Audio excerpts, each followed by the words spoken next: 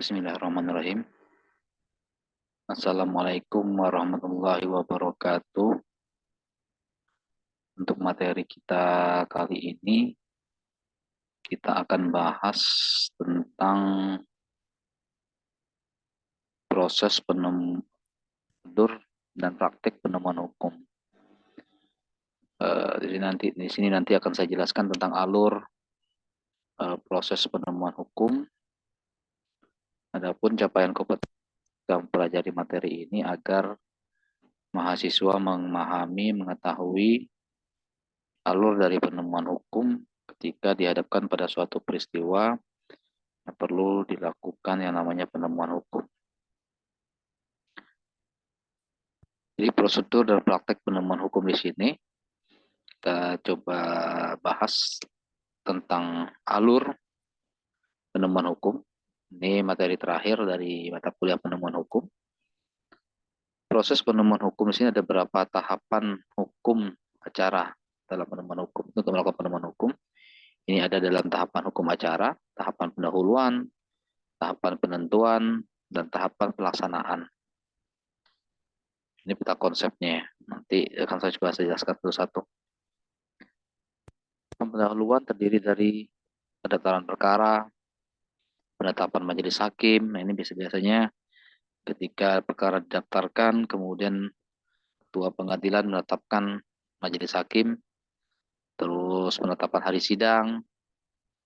Berikutnya ketika sudah ditetapkan hari sidang, pemanggilan para pihak yang berperkara. Nah, selanjutnya penetapan biaya perkara. Tahapan penentuan di sini ketika sudah masuk pada proses persidangan, berusaha untuk mengkonstantirkan peristiwa.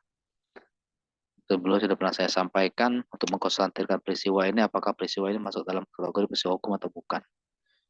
Kemudian mengkualifikasikan peristiwa konkret. Nah, peristiwa konkret itu kualifikasikan apakah dia masuk ranah hukum apa.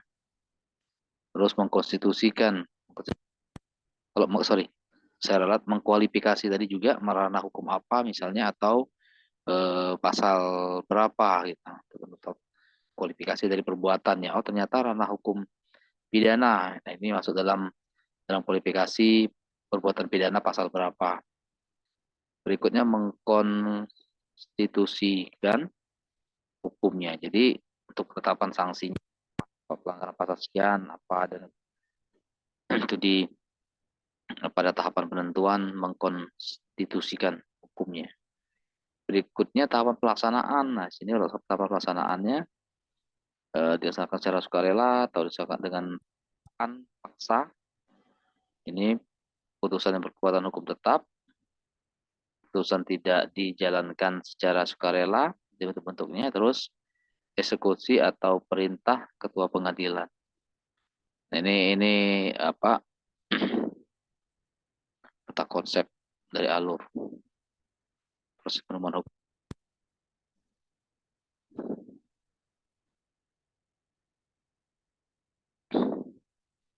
Berikutnya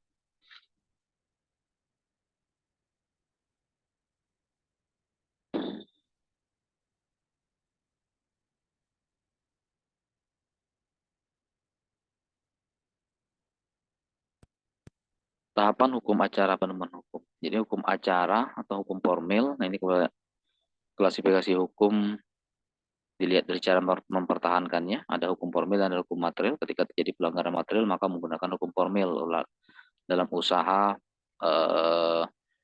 prosesnya.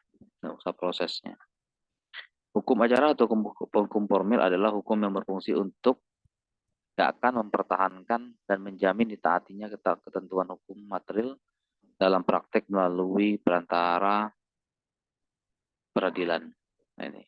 Jadi prosesnya yang adalah hukum formil. Ketika terjadi pelanggaran material, maka menggunakan hukum formil dalam usaha prosesnya.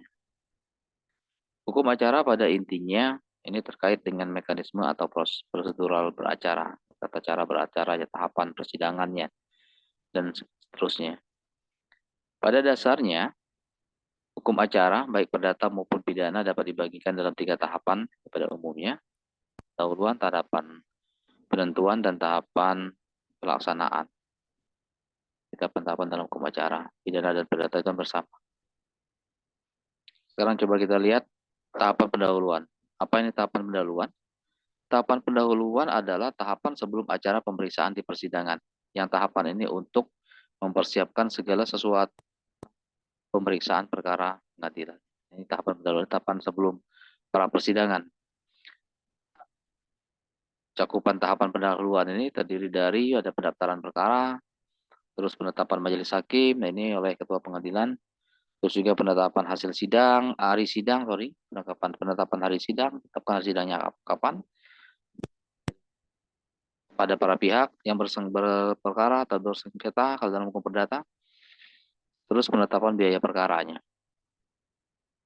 Singkat saja, pada tahap berikutnya tahapan penentuan. Dalam tahapan penentuan di sini adalah tahapan yang mengenai jalannya proses pemeriksaan perkara di persidangan. Mulai dari pemeriksaan peristiwa dalam hal jawab-menjawab, pembuktian, peristiwa, sampai pada pengambilan putusan oleh hakim. Ini tahapan penentuan. Ini tahapan penentuan itu tahapan persidangannya.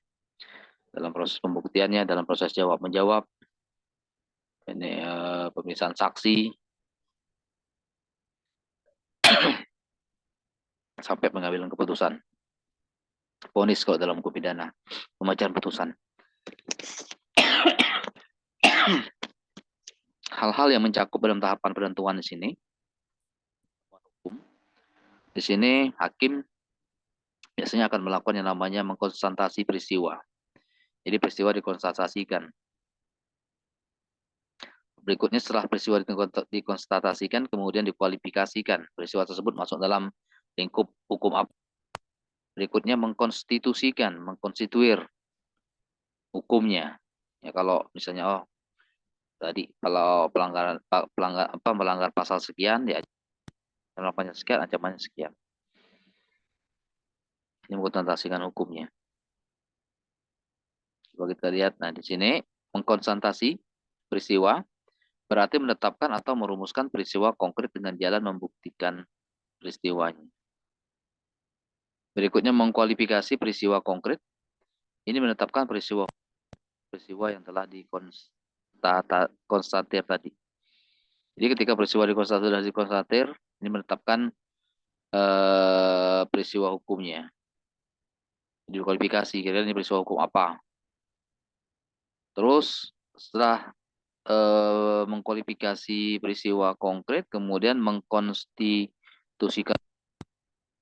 Pada tahapan ini adalah tahapan untuk menetapkan hukum atau hukumannya dengan memberikan keadilan dalam suatu putusan. Nah, ini mengkonstitusi hukumannya. Selanjutnya, tahapan pelaksanaan. Pada tahapan pelaksanaan adalah tahapan merealisir putusan hakim yang kekuatan hukum tetap yang sudah inkrah. Jadi proses pelaksanaan putusan yang inkrah. Ini tahapan terakhir, tahapan pelaksanaan. Hal-hal yang mencakup tahapan ini adalah dalam bentuk sukarela, paksaan. Nah, sekarang prosedur penemuan hukum. Prosedur penemuan oleh hakim merupakan langkah-langkah operasional yang dilakukan oleh hakim dalam penentuan hukum. Jadi ada prosedur-prosedur tertentu. Jadi ini merupakan langkah yang dilakukan oleh hakim ketika dihadapkan pada suatu peristiwa konkret yang tidak ada aturannya atau tidak lengkap aturannya, maka harus dibentuk hukumnya. Tidak ada cara lain ya, asal harus melakukan yang namanya penemuan hukum. Jadi momentum dimulainya hukum ialah setelah peristiwa konkretnya dibuktikan, peristiwa konkretnya dibuktikan. Apakah ini betul peristiwa hukum atau bukan, peristiwa hukum dalam bentuk apa, masuk kualifikasi lingkup bidang apa, kualifikasi hukum apa. Karena pada saat itulah peristiwa konkret yang telah dikonstatasi tadi harus dicarikan dan diketemukan hukum. Ditemukan hukumnya. Berikutnya, peristiwa dikonstatasi proses pembuktian peristiwa konkret. Jadi ada proses pembuktian peristiwa konkret. Selanjutnya, memberikan terjemahan yuridis sementara dari peristiwa dalam kasus. Ini dikualifikasikan. Dikualifikasi terjemahan yuridis ini hukum apa, pelanggaran pasal berapa. Gitu. Terus melakukan seleksi peraturan-peraturan yang sesuai dengan peristiwa konkret, seleksi peraturan yang sudah sesuai dengan peristiwa konkret. Oh, ini ada kasus orang meninggal. Ini meninggalnya masuk kategori penganiayaan menyebabkan kematiankah, atau kelalaian menyebabkan kematiankah, atau pembunuhan. Nah, tinggal dilihat unsur pasalnya. Jadi melakukan seleksi peraturan yang sesuai dengan peristiwa konkret. Berikutnya, menetapkan peraturan hukum terhadap peristiwa hukum, menetapkan peraturan hukum terhadap peristiwa hukum, dan tentukan juga akibatnya. Ini mengkonstitusikan. Tentukan juga akibatnya, maksudnya,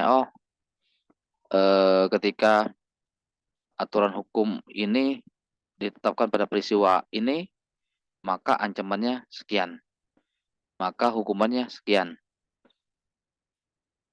Berikutnya dirumuskan putusannya. Ini prosedur penemuan oleh hakim. Yang terakhir itu merumuskan putusannya.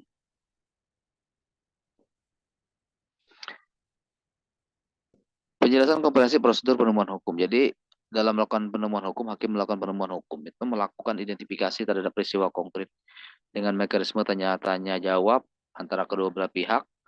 Dari situlah akan diketahui hakim peristiwa manakah yang sekiranya menjadi sengketa. Jadi lingkup sengketanya. Kalau dalam hukum tata usaha negara, ya tidak keluar dari objek gugatan, pasti seputaran objek gugatan. Kalau dalam hukum perdata juga, ya pasti seputar objek gugatan. Peristiwa hukum masih harus dibuktikan kebenarannya. Masih harus dibuktikan kebenarannya, dikonstatasikan. Setelah itu dilakukan proses seleksi. Setelah dilakukan pembuktian kebenarannya, maka dilakukan seleksi. Ini lebih tepatnya aturan mana atau pasal berapa yang relevan bagi hukum dari yang tidak relevan. Seleksi peristiwa yang pokok yang relevan bagi hukum yang tidak relevan. Hanya peristiwa konkret yang relevan sajalah yang harus dibuktikan. Jadi yang relevan saja yang dibuktikan. Yang tidak relevan nggak usah dibuktikan. Misal, kalau dalam TUN itu misalnya objek gugatannya adalah surat keputusan lembaga X terhadap pemberhentian karyawan terhadap pemberhentian ASN, maka lingkup yang dibuktikan itu ada lingkup substansi objek gugatan. Substansi objek gugatan, dia tidak boleh keluar dari situ. Nah, maka disinilah menyentuh atau berhubungan dengan peraturan hukum. Artinya tidak boleh keluar dari objek gugatan yang ada, tidak boleh keluar dari dakwaan yang ada. Tinggal dibuktikan dakwaan itu benar atau tidak, terbukti atau tidak. Gitu. Selanjutnya, untuk mengetahui peristiwa itu relevan atau tidak, maka harus terlebih dahulu diketahui hukumnya. Sebaliknya, untuk mengetahui peraturan hukumnya harus diketahui dulu peristiwa konkretnya. Jadi untuk melihat relevan atau tidak, penentuan dari aturan hukum yang ada dilihat dari peristiwa konkretnya.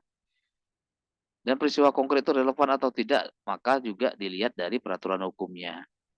Lihat dari peraturan hukumnya. Nah, ketika terjadi ketidakjelasan, ketika terjadi ketidaklengkapan, maka disitulah hakim harus melakukan penemuan hukum. Kira-kira ini masuknya kategori apa? Pelanggarannya apa? Bukan prestasi atau tidak? Bagaimana jika tidak dilihat dari syarat sah perjanjian? Bagaimana jika dilihat dari azas perjanjian? Untuk membuktikan terjadi prestasi atau tidak. Dan bagaimana jika disandingkan dengan isi perjanjiannya? Ini dasar untuk menetapkan apakah suatu peristiwa konkret itu relevan bagi hukum itu atau tidak, adalah faktor pengetahuan hakim dalam penguasaan tentang materi hukum. Jadi ini yang paling mempengaruhi itu faktor untuk menentukan dasar penetapan apakah suatu peristiwa konkret itu relevan atau tidak dengan aturan yang ada. Jadi harus hakim di sini SDM-nya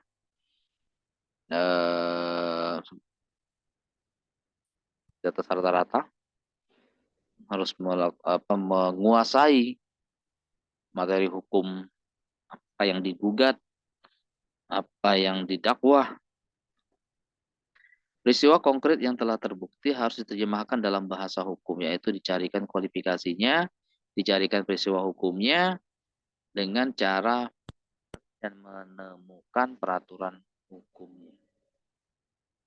Singkat saja, jadi peristiwa konkret itu harus dijadikan peristiwa hukum lebih dahulu. Jadi peristiwa konkret itu dijadikan peristiwa hukum lebih dahulu. Ini apakah masuk peristiwa hukum atau tidak?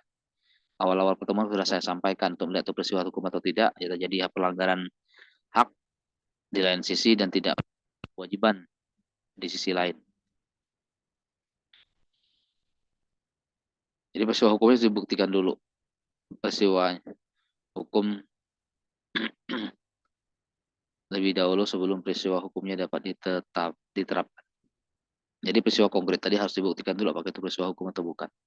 Agar peristiwa hukumnya dapat ditetapkan. Karena peraturan hukum hanya diterapkan pada peristiwa hukum, bukan pada peristiwa konkret. Jadi aturan hukum itu diterapkan pada peristiwa hukum, bukan pada peristiwa konkret. Karena peristiwa konkret itu bisa saja atau belum tentu peristiwa hukum. Itu belum tentu peristiwa hukum. Mencari peraturan hukum yang dapat diterapkan dalam peristiwa hukum harus berdasarkan sumber penemuan hukum secara hierarki. Jadi dilihat sumber-sumbernya berdasarkan sumber penemuan hukum secara hierarki, peraturan undang-undangan, ya dari kebiasaan, kemudian jurisprudensi, traktat, doktrin. Kalau peraturan hukumnya telah diketemukan, maka harus dibahas, ditafsirkan, atau dijelaskan isinya. Kalau sekiranya tidak jelas, maka harus dilakukan interpretasi hukum. Atau dilengkapi, kalau sekiranya terdapat kekosongan hukum, maka harus dilakukan yang namanya si hukum jika tidak ada sama sekali. Jika ada, maka dilakukan interpretasi. Oke, saya rasa cukup sekian untuk materi alur proses penemuan hukum atau prosedural dan praktik penemuan hukum. Semoga bisa dipahami. Jadi nanti ditambah referensi-referensi lainnya, dibaca buku-buku dan referensi lainnya untuk memperkaya hasanah keilmuan Anda. Untuk pertemuan kali ini saya rasa cukup. Sekian, minta maaf dengan keterbatasan ilmu. Saya tutup. Wabillahi taufiq wa hidayah. Wassalamualaikum warahmatullahi wabarakatuh.